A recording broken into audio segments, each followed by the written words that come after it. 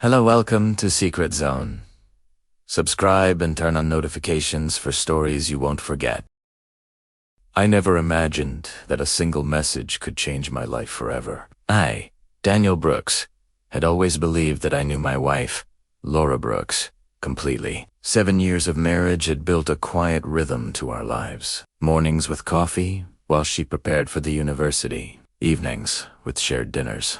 Weekends with small but meaningful routines. Laura was private, reserved, with a soft voice and an almost deliberate detachment from social media, a quality I had always admired. And in a world obsessed with attention and validation, it made her feel real, authentic, untouched. I would watch her gestures, the way she brushed her hair behind her ear, the small smiles she gave while reading or grading papers, and I felt comforted that I could read her so well, that our trust was absolute, that our bond was unbreakable. That Thursday had started, just like any other. I was wrapping up the design for a new community library at my architecture office, reviewing sketches and plans with careful attention, double-checking angles and dimensions, when my phone buzzed on the desk. It was Michael Reed, a fellow architect who worked in the same building, someone I trusted professionally and considered a friend, sending a message with a simple line, "Daniel, did you see this?" and a link to a private group from years ago, a group I had rarely checked. Normally, I ignored such things, old college groups, forgotten chats, silly memes. But Michael was not someone to send random messages without purpose, and something in the tone made my curiosity rise like a warning bell. I was too distracted to heed. I tapped the link, and the app opened directly to a video that had been posted 48 hours earlier. A video I had no idea existed. A video that would redefine every memory, every gesture, every laugh I had ever shared with Laura. My heart thumped as the first 3 seconds flashed across the screen. A restaurant I immediately recognized, elegant and quiet. The soft glow of chandeliers, reflecting against crisp white tablecloths. A place Laura and I had visited once for her birthday. The memory bittersweet now. My eyes, wide with disbelief, fell on her figure, brown hair cascading over a navy dress. The very dress I had given her last Christmas. Every detail, painfully familiar. And then my gaze shifted across the table, and I saw him. Victor Langford, someone I never imagined could be part of my life. Someone whose presence in that moment felt like a knife twisting inside me. My stomach sank. My hands began to tremble involuntarily, and a cold, heavy weight settled over my chest as I struggled to process what I was seeing. The camera angle was secretive, subtle, shaky, like someone had filmed without being noticed, capturing moments that were never meant to exist outside that restaurant, moments that now had the power to shatter my world. I watched Laura turn slightly, her laugh breaking the quiet, a laugh I had always known and loved, the one that made the mornings bright, and it now pierced me like glass, because that laughter was directed at him, Victor, not me, and it carried a familiarity, intimacy, a connection I had never seen or imagined. I blinked rapidly, hoping it was some trick, some misinterpretation. But every movement, every gesture, every small nuance confirmed the unbearable truth. I felt anger, confusion, heartbreak, disbelief all at once, the room spinning, my mind unable to settle on one thought before another slammed into it. Then I scrolled, almost automatically, down the comments section, expecting nothing, fearing everything, and the shock grew unbearable. Friends, acquaintances, colleagues, people I occasionally met at professional events, all had seen this, all knew, and no one had bothered to tell me.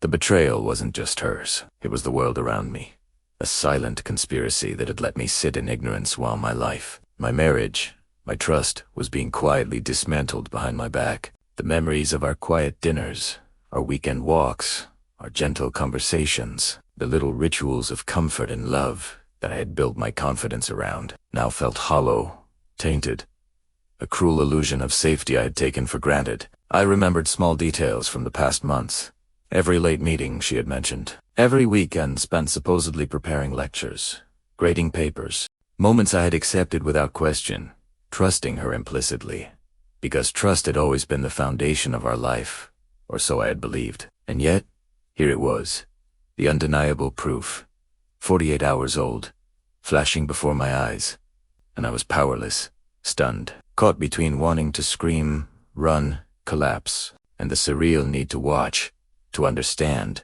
to confirm that my worst fears were real. Michael's message, casual, innocent in tone, felt like a cruel joke now, a trigger that had unleashed all of this. And I realized I had no one to blame but the cruel twist of fate and the hidden truth that had been patiently waiting to destroy everything. I thought I knew.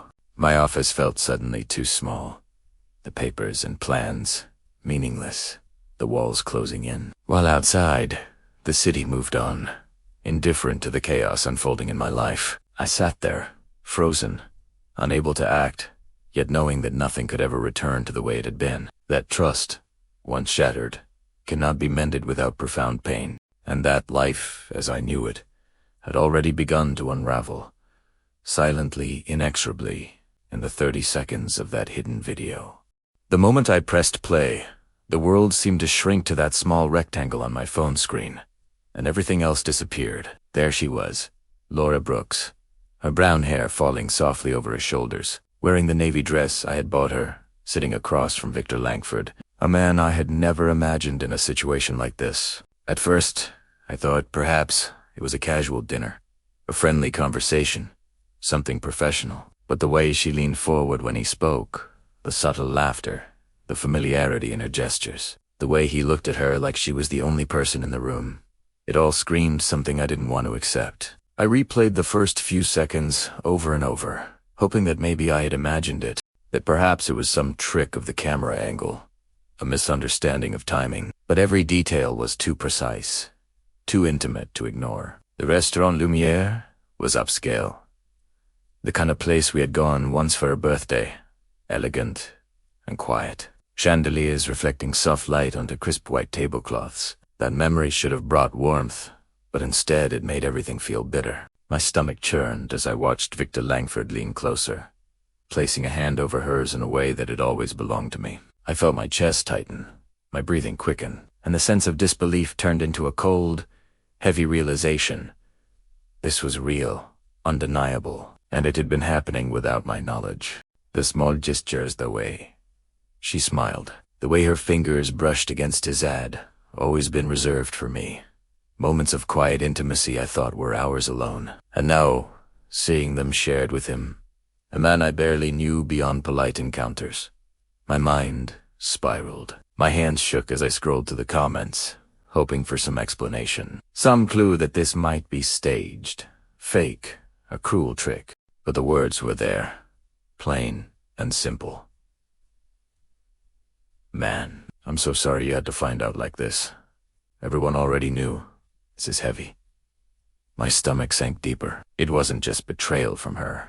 It was the realization that people I knew, people I trusted, had all seen it unfold while I remained ignorant. The video was only 22 seconds long, but it stretched on endlessly in my mind. Victor leaned over her, kissed her neck slowly, deliberately, and she didn't pull away. She closed her eyes, smiled softly, and in that moment, the world I had built around trust and love collapsed silently. I kept watching, unable to look away.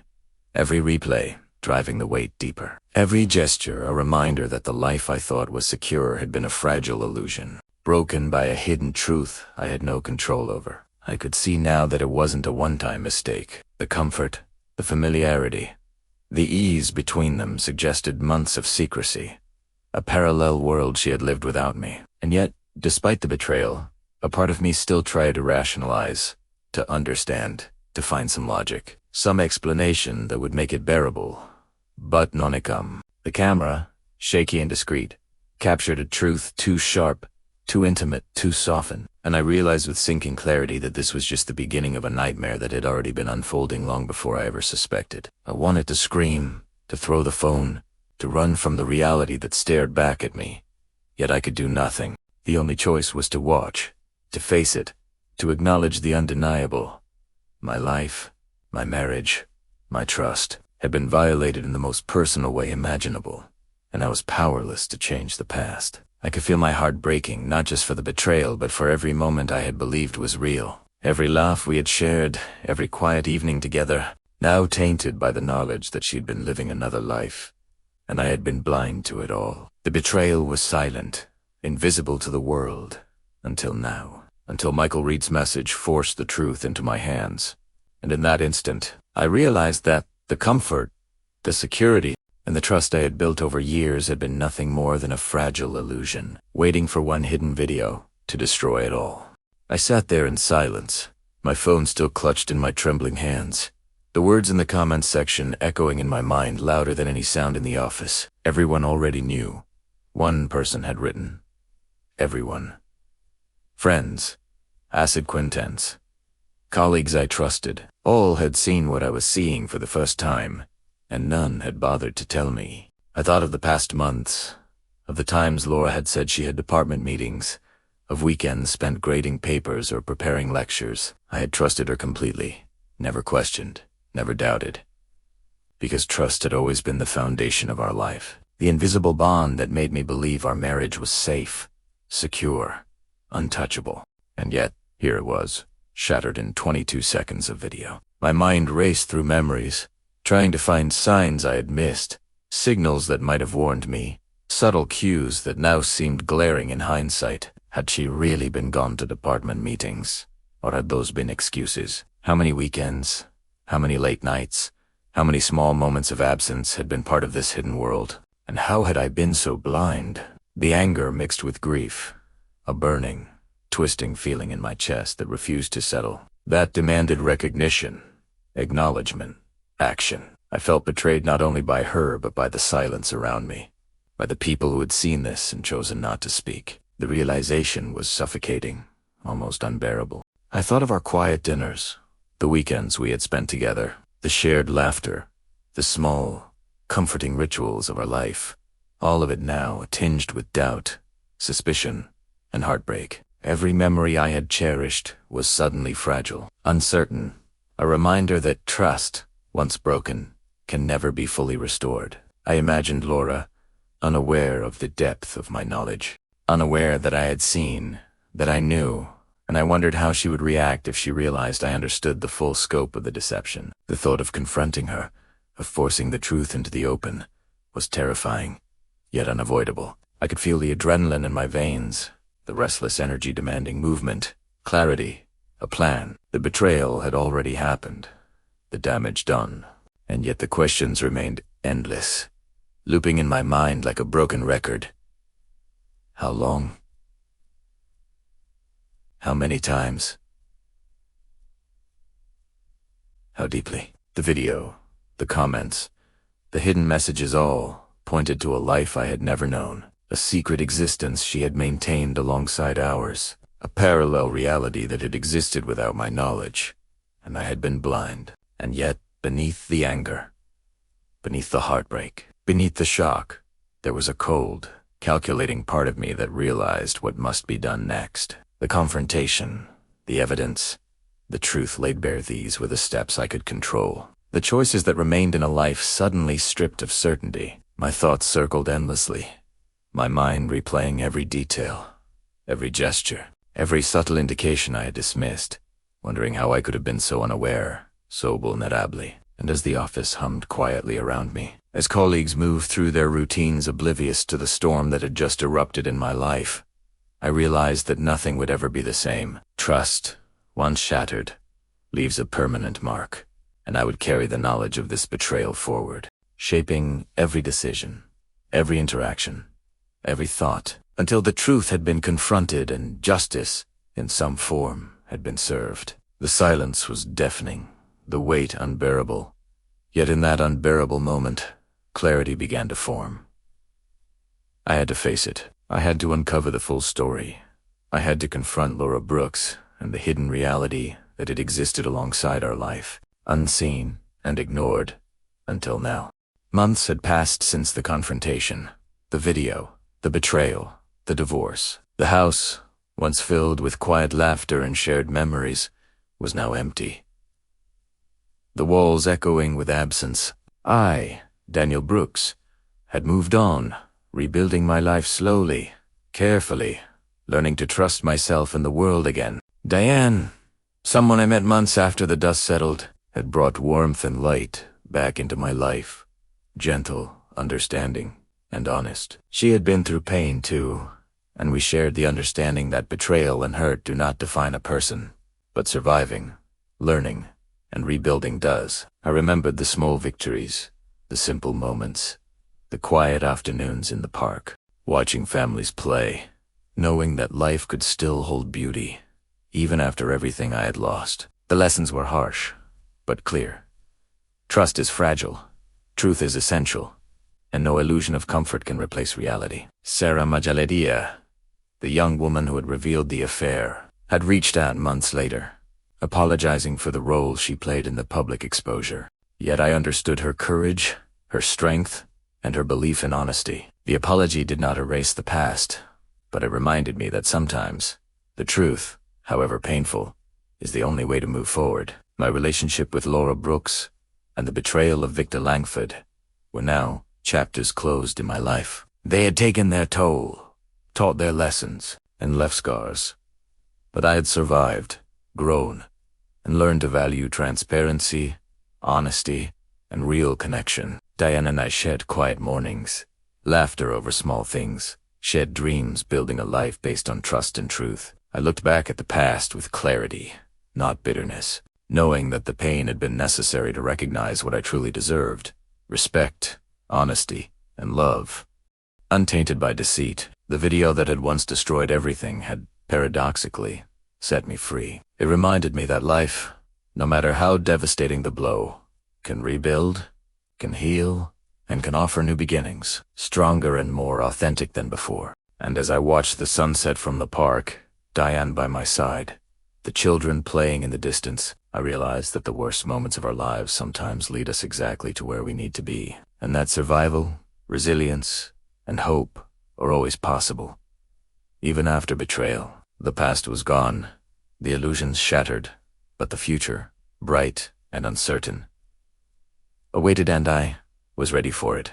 Thank you for watching Secret Zone.